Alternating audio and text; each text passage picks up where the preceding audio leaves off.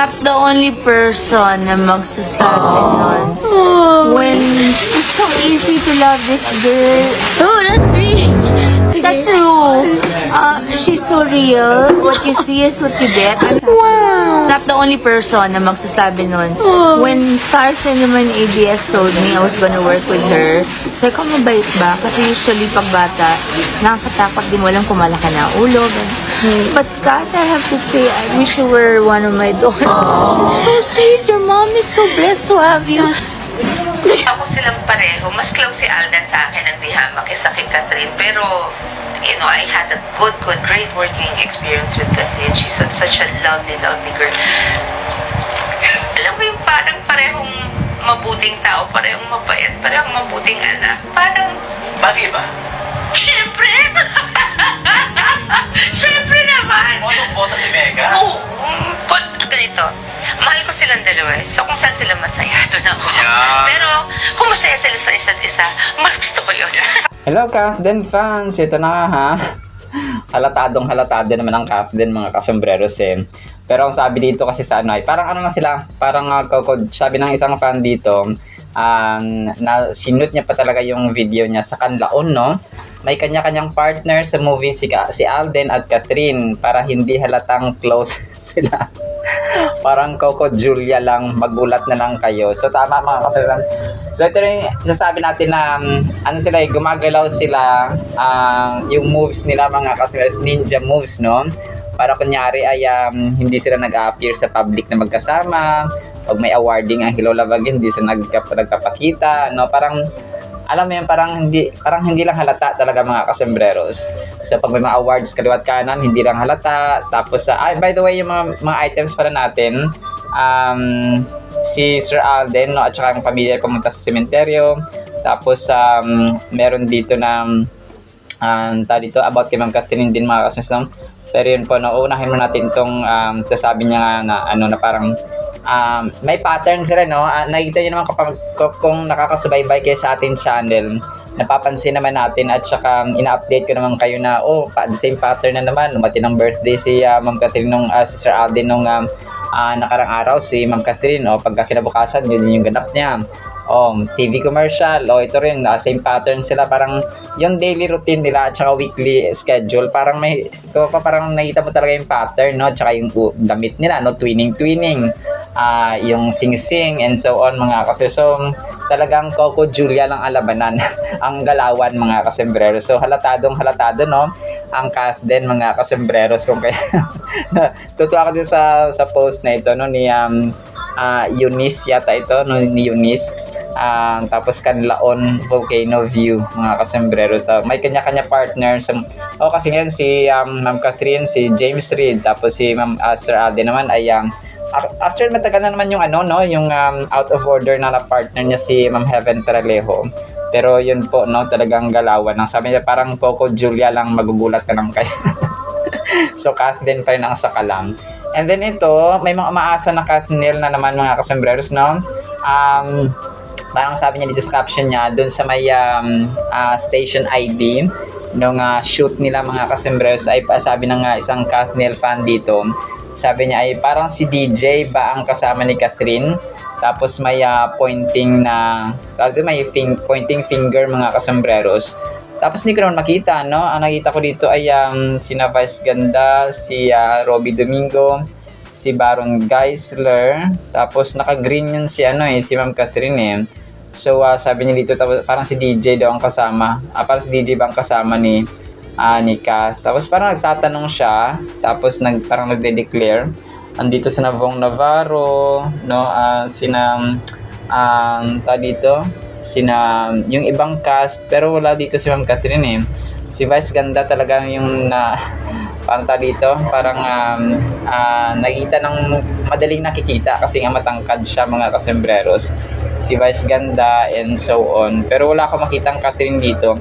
And si Anthony Jennings and dito rin pala, no? And the rest of ABS-CBN bosses mga. Tapos nakita ko dun sa may caption, sa may comment, isa sa mga comments. So mga nag-comments pala, nag-comment, para sabi niya, wala naman si DJ, para may ma-content ka lang, sabi nga. So ito kasi yung kanyang dito yung kanyang caption dito na parang si Ma'am Catherine daw yung yung kasama. And ito si Mamaha ay tinis din siya no si Ma'am Catherine dun sa may parang IV clinic, parang campaign nila mga kasembreros no. Si DJ naman ay parang tinukso si parang tinukso ni Maha Salvador si Daniel Padilla during ewan ko kung parang nag-bloodletting or parang nagpa-facial treatment yata si Daniel Padilla mga kasembreros. So parang kasi 'di ba si Daniel Padilla yung yung Angelo, tapos si Ma'am Catherine dati yung si Ina. So si Ina si Ina Pangako Sa'yo na nila dati na TV series. So si Ina Makaspa no, sabi dito ni Mama Salvador mga kasurs. Tapos si Doc Ivy ay parang may siya no, may ginagawa sa kamay niya no, para may ini-inject si Doc Ivy sa kamay niya sa braso niya Daniel Padilla mga kasembreros. So ayun po no. So Daniel saan daw si Catherine Bernal hanap ni Maha. So pero ito lang nila dati kasi biruan lang mga kasembreros no. Pero natin na may Kyla Estrada na itong si Daniel Padilla mga kasembreros. So ayun po. And then ito, meron na palang meron ng line up kung sino yung unang kakanta sa day 1 tapos sa day 2 no. Naglabas na ng schedule ang Wonderful Moments sa music festival nga nila mga kasembreros sa December 6 and 7. So sa day 1, sabi dito ng Wonderful Moments ay Wonderful Moments Music Festival, so get ready to create unforgettable memories, blah blah blah. So day 1, line up nila ay si Ellie Buendia, si Mama Sara Geronimo, parokya ni Edgar, Glocknan, Kamikaze, Over October, Amil Sol, Earl Agustin, Denise Julia. Tapos Bamboo sa day 2 sila. Sa day 2 pala si Bamboo. Tapos Bini. Tapos Cup of Joe sa day 2 rin. Arthur Neri, si Adi, day 2 din. Junella. Uy, si Mika Salamanca at saka si Brent Manalo. Nasa day 2 rin sila. Tapos Alamat mga kasembreros. So siguro palagay kung meron wala nakalagay dito kung meron silang surprise guest mga kasembreros. So hindi yata kasama talaga dito ang SB19 no. Baka sobrang mahal ng talent fee din ng SB19 mga kasembreros. Pero pag Sir Alden naman yung humiling naman no, kasi best friend naman itong SB19 at saka si Sir Alden Richards mga kasembreros. Pero hindi natin alam. Tapos itong kay Ma'am Catherine no, si Ma'am Sharon Cuneta, talagang sobrang appreciate niya si Ma'am Catherine, yung kanyang kabaitan, yung kanyang pagiging genuine, yung kanyang easy to love no, parang madaling mahalin mga kasembreros. She's so real. Tapos what you see is what you get. Tapos parang si Ma'am Shawi no, si Megastar yung isa sa mga tao magsabi na totoo talaga at saka genuine si Ma'am Catherine mga kasembreros. So she's so sweet, sabi niya dito, your mom is so blessed to have you. Kasi meron silang series dati no, or pelikula na Two Words to Forever ba yun? Something like that no, nakasama si Richard Gomez at saka si Daniel Padilla. So Kathniel pa dati mga kasembreros. So alam natin na boto nito botong-boto nito si Mama Shawi kaya Alden no, kung sila magkatuluyan kasi nga ay sobrang bait din ni Sir Alden no, kasi gustong-gusto niya rin na parang parehong mabait no, parehong nakasama, parehong napatunayan ni Ma'am Sharon Cuneta na parehong down to earth ang dalawang batang ito. Si Sir Alden at saka si Ma'am Catherine mga kasembreros. So talagang siya ay patunay na match at saka parang yung vibe ng cast din ay pareho mga kasembreros. So yun po. And then ito, so ang cute nito no, kasi si Ma'am Catherine, may isang fan na nag-upload ng kanyang video kasama si Ma'am Catherine, pero nung bata pa siya, siguro mga 13 or 14 si Ma'am Catherine dito no. Bata pa siya mga kasombrero. So, Mara Clara Days pala ito. So, sabi niya, Queen Catherine at ako, ito yung nagkita kami sa loob ng ABS-CBN Mara Clara Days. So, isang fan ang nag-upload. So, batang-bata pa si Ma'am Catherine, mga 14, 15 siguro si Ma'am Catherine dito mga kasombreros. So, sobrang ganda, no? At saka, walang halong retoke mga kasombreros. So, ito, si Ma'am Riza, napunta pala sila sa sa cementerio, of course, para dalawin yung mga yumaong minamahal nila sa buhay. Family day nila, no? Hindi ko alam kung saan, Rico's, hindi pala ito sa cementerio, sorry po. Rico's Cafe. So, doon naman sila sa oo, ito yung pinuntahan nila dati na dito na parang nakaset up kunwari nasa Ma'am Catherine mga kasombreros. So sorry, hindi pala sa cementerio, parang cementerio kasi yung setup. So parang kahapon ito or nung Wednesday mga kasombreros, kasi kahapon ito na Instagram story ni Ma'am Riza mga kasombreros, tapos nakakotse lang. Tapos hindi sila gaanong malinaw mga kasombreros, pero yung nakatag na location dito ay Rico's Cafe mga kasombreros. Tapos yung kotse, no, at saka sila mga kasombreros. So hindi lang siya gaanong malinaw talaga mga kasombreros. Pero yun po, no. Pero alam ko bibisita talaga ang si Sir Alden at saka ang buong family niya mga kasombreros, dahil nga dito, of course, no, lahat tayo ay talagang bibisita as part of our tradition na pag-undas ay pumupunta tayo sa ating mga yumaong minamahal sa buhay. And then ito, next item natin mga kasombreros. So yung kanyang white flower, nag-post ulit kanina, no? Sabi dito ay white flower, your long weekend travel body. Tapos 100% made with 100% pure essential oils. Tapos Sir Alden ay parang may bag siya dito mga kasombreros, no? Hindi maubos yung endorsements talaga ng Catherine. Sabi nila sa post ng white flower ay mahabang biyahe, walang problema sa traffic man o sa gala ngayong long weekend. Dapat kasama si white flower laban sa hilo, sakit ng ulo at stress sa biyahe. Ito ang tunay na travel essential para sa siguradong maginhawa na pakiramdam. O di ba?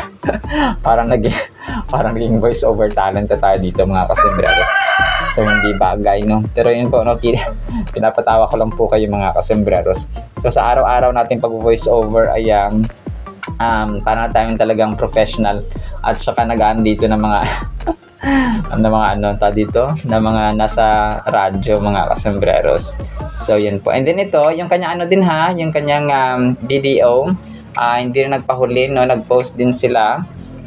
Sabi dito ay online branch booking, book ahead, skip the line, enjoy fast service. So ito yung video, no, digital innovation in the branch. So innovation na talaga, parang ito sa dala ng technology, talagang ito na yung ngayon, online banking. And sabi pa niya dito sa caption niya, actually this was a few days ago pa mga kasombreros. So schedule your branch appointment by visiting bdo.com.ph, booking/your visit, input transaction details in advance to shorten waiting time. Banking is now easy, simple and secure. BDO is regulated by the BSP or Bangko Sentral ng Pilipinas. Deposits are insured by PDIC up to 1 million pesos for depositor. Please visit the About section of the BDO Unibank Facebook page for more details. So pinapasaya lang natin mga kasombreros. And then so actually yan lamang sa ating Catherine items, no? Sana po ay that ends actually, no? Yan na palang last mga kasombreros. So yun lamang po sa ating Catherine items. Sana po ay pakinggan pa natin ang Word of God. Today is October 31, last day ng November na mga kasombreros. So last day na October. So November na bukas mga kasombreros. Ang bilis ng panahon. Tapos December na, no? Talagang hindi na tayo na-focus sa Pasko kasi nga dahil dito sa mga flood control projects at ang corruption sa ating gobyerno mga kasombreros, no? So yan po, pero alam kong maghihilom din ang ating bansa soon mga kasombreros. Alright, so sana po ipangin po natin ang napakagandang salita po ng Panginoon. Para po sa ating Word of God ay sobrang relevant po ito ha, kasi malapit ng Halloween, kung kaya naisipan ko mag-topic nito mga kasembreros. Kasi marami talaga ngayon ang nag-celebrate ng Halloween mga kasembreros. So ang title natin ay Halloween is Satanic. Ephesians 5 verse 11, and have no fellowship with the unfruitful works of darkness, but rather expose them. So, ito mga kasembreros, talagang majority ngayon, mga kumpanya, nasa TV, mga social media influencers, mga politiko, mga ordinaryong mamamayan, talagang nakikiselebrate sila mga kasembreros sa Halloween. Unang-una, ang Christmas po ay December, di ba? So kay Lord Jesus Christ yun. Tapos November naman ay kay Satanas, okay? So we are celebrating, iba nag-celebrate ng Halloween kay Satanas sa November, tapos sa December ay kay Lord Jesus Christ. So, di ba nasaan ang logic? Na simpleng, yan pa, introduction pa lang po yan mga kasembreros. Nasaan po ang logic na ikaw ay nakikicelebrate ka sa kay Satanas, November, tapos December kay Lord Jesus Christ. O, di ba? Para kang namamangka sa dalawang ilog mga kasembreros. And may nabasa akong article na sabi doon, masayang-masaya si Satanas kapag nag-celebrate ang mga tao ng Halloween once a year, kasi lalong-lalo na yung mga bata, talagang parents are sending their children or their kids to certain celebrations sa school or kung saan-saan man dyan, trick or treat, ganyan-ganyan. So ito po, ine-expose natin mga kasembreros, isa lamang ang verse na Ephesians 5:11, although hindi naman literal na sinabi dito, ay kay Satanas po yan. Ang history po niyan, alam ko na po ang history ng Halloween mga kasembreros. Matagal ko na po kasing tinitrivia rin ito, every year mga kasembreros, kung kaya alam ko ang history talaga ng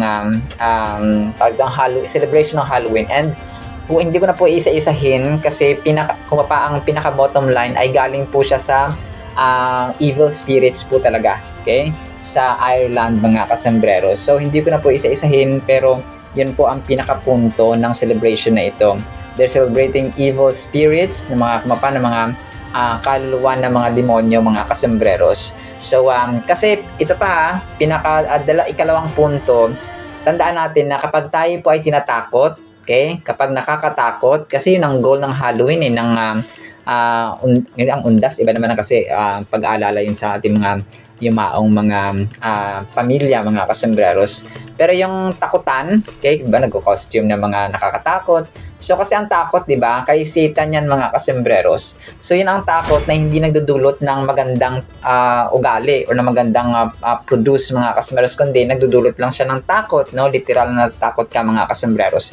At saka ang goal nila talagang takutin mga kasembreros. So sa costume pa lang, di ba? So, ma-identify mo na talaga na hindi yan celebration ni Jesus Christ.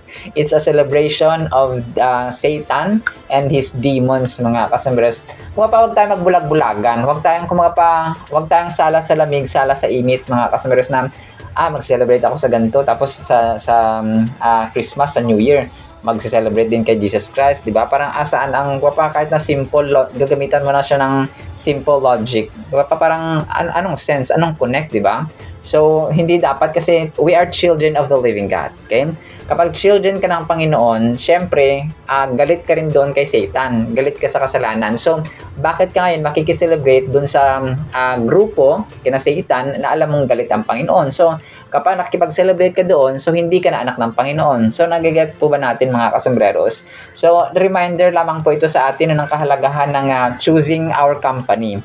Kailangan may isang isang grupo. Saan ka ba belong? Kay Lord o kay Satan? So, at saka yung activities na we engage in, mga kasembreros, sabi dito, choosing our company in the activities we engage in. So, activity na yan, Halloween mga kasembreros, ay of course kay Satan. And Apostle Paul, ino-urge na tayo na hindi lang we should not be simply involving with the deeds of darkness, but to actively oppose and expose them. So kung kaya in-expose natin mga kasembreros, itong gawa ni Satanas sa ating vlog na ito ng Halloween po ay satanic, remember, parating nating alalahan nito. Well, of course, may iba na napipilitan sa amin sa company dati ay talagang sa BPO, sa call center company. Ayan, pero ako never ako nag-costume ng kasi lang, parang Hindi ako nag-costume talaga mga kasembreros, no? At saka nakikilahok sa mga activities nila. And they respected that naman mga kasembreros. Pero yung company mismo ay talaga nagde-decorate sila ng mga kumaanik-anik, no? Alam natin yon mga kasembreros na decorations ng demonyo. In our daily lives, we often face choices that can lead us closer to truth or further into confusion. By not having fellowship with unfruitful works, we are making a conscious decision in alignment with God's purposes. So, ang purpose ba yun ng Panginoon? Di ba? Na matatakot ka. So, di ba? Hindi. So, ang takot lang na sinasabi niya sa Biblia ay yung divine fear. Matakot tayo sa Kanya, no? Holy fear, mga kasembreros. Kasi, ang holy fear na ito ay nagdudulot ng magagandang ugali, magagandang characters, magagandang attitudes. Let's say, takot ka sa Panginoon. So, kung takot ka sa Panginoon, takot ka magkasala. No? Kung takot ka magkasala, gagawin ko pa, magiging caring ka, magiging loving ka sa family, mamahalin mo ang Diyos ng buong puso, lakas, kaluluwa at isipan. So, gagawa ka na mabuti, in short, mga kasembreros, at hindi ka gagawa ng masama. So, hindi ka mangungurap, no? Diba? Hindi ka magnanakaw, hindi ka papatay, hindi ka magsisinungaling, hindi ka, you do the opposite of what Satan hates as well. So, kung galit si Satanas na gumagawa ka na mabuti, so ang Diyos ay siya, of course, nagalit siya kapag gumagawa tayo ng masama. So, galitin na natin si Satanas, mga kasembreros, no? By doing good works and obeying the will of God. Being in a community that encourages our growth can be essential for a fruitful life. But when we are with those whose actions are words, or in words steer us away from what is holy and good, it becomes our responsibility to stand for truth. So ito mga kasembreros, pansinin natin, steer us away from what is holy and what is good. So holy ba ang pagko-costume ng mga pangit at saka nakakatakot? Syempre hindi. Good ba siya? Mabuti? Syempre hindi. So ito na dito, papasok na it becomes our responsibility to stand for truth. So, kailangan tumayo tayo sa ating paniniwala, sa ating tiwala, sa ating faith ba, sa Panginoon na hindi yan tama, no? Kasi, sa amin talaga dati, pag sinabi ng kunwari, naniyaya akong uminom, tapos, isang shot lang, ganyan. So, dito, parang hindi man tayo magkaibigan, ganyan. So, parang hindi man tayo close.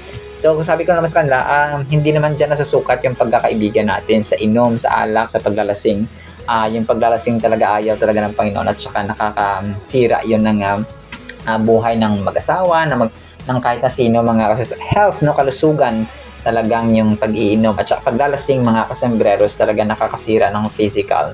So, but when we are, so sabi dito, talagang tumayo tayo sa ating paniniwala at pananampalataya, mga kasembreros, kasi dun ka na susubukan parang tineten ka lang ni Satan na sige, isa lang tayo ito, isang beses lang, tapos maya uulit ka na naman, so ganun kasi nasarapan ka. So ganun ba, it's a test of faith, mga kasembreros, and kapag nagpadala ka, ay ikaw rin ang talo, mga kasembreros. It's a personal reflection. Can we identify where darkness lies in our lives? Are there habits, relationships, or activities we need to assess? By doing so, we are not just protecting ourselves, but we are taking a stand for our faith and inviting others to do the same. So, yun ang ginagawa nila, no? Talagang nag-invite pa sila ng marami pa para maraming costume, maraming makikisali, trick or treat, maraming bigyan ng candy, maraming magko-costume ng nakakatakot and so on. And may mga premyo pa nga, 'di ba? Yung mga yung nakakatakot na costume. So, 'di ba? Isa talaga siyang satanic activity, mga kasembreros. So, sabi ni Apostle Paul dito na have no fellowship, no, with the unfruitful works of darkness. So, wake up call po ito sa atin, both sa Ephesians at saka sa atin, of course, no, na kung saan ay huwag tayong mag-engage, huwag tayong makilahok, huwag tayong mag-participate ba, so ganun. Huwag tayong connect, no, hindi tayo makikialam at saka huwag tayong makialam, mga kasembreros, sa ganong mga uri na activity, because alam natin ng ating amang nasa langit ay magagalit at hindi yon ikakatuwa ng ating Panginoon. So kapag hindi natuwa ang ating Panginoon, alam nyo na ang mangyayari, no? It's either may tests, may challenges at may consequences talaga, mga kasembreros. So unfruitful works of darkness ay kay Satan yon, kasi nga 'di ba si Lord ay light, ilaw siya. So kapag tayo ay halubilo sa darkness, tayo ay nag-participate dun sa darkness, so we're no longer children of light, no? Diba? So as simple as that, mga kasambreros. So ayun, talagang subukan ito. Alam ko nga ang iba sa inyo ay makikiselebrate talaga ng Halloween, no? Kasi yung mga anak natin, yung mga anak, mga babe, mga kids, talagang yun yung ginagamit din sa Satanas. And tuwang-tuwa sa Satanas doon, no? Kapag ang mga parents talaga ay sinesend nila, binibihisa naman nakakatakot yung kanilang mga anak and magti-trick or treat kunwari. So unknowingly, kaya mahalaga na yung firm faith, yung talagang ating pananampalataya ay firm ba, hindi siya natitinag at hindi siya nagpapapluwensya sa mga sa dala ng mundo, mga kasama, especially yung mga gawain na activities ni Satanas. Alright, so kayo magko-costume dyan ha, kukurutin ko kayo. Hindi, joke lang po mga kasambreros. So yun lang ako sa ating Word of God ha, no? Pagpagpalaan po tayo ng pag-ibig, pananampalatayang hindi natitinag at malakas mga kasambreros and pag-asa sa ating Panginoong Diyos. In the mighty name of Jesus we pray. Amen and amen. See you sa next segment mga kasambreros and paalam po. I love you.